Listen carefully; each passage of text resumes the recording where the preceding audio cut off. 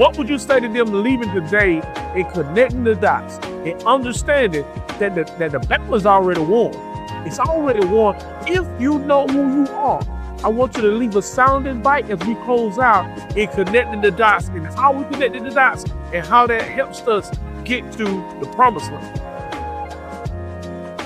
There was a great apostle by the name of Paul that said, I count it all joy.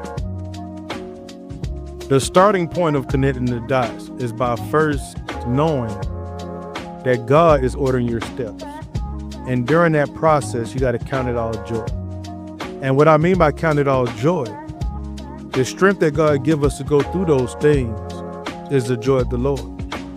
And we got to have the joy of the Lord to connect those dots on this journey to make it to the destination that we don't have for ourselves, but what God has for us.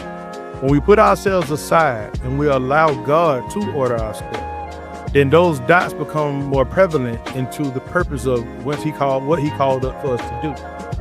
We realize that those dots are not to bring us down, but to lift us up.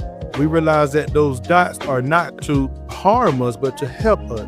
We realize that those dots are not constructed by the devil, but it's constructed by God for us to be conformed to him. As my brother just read in the book of Romans, predestination.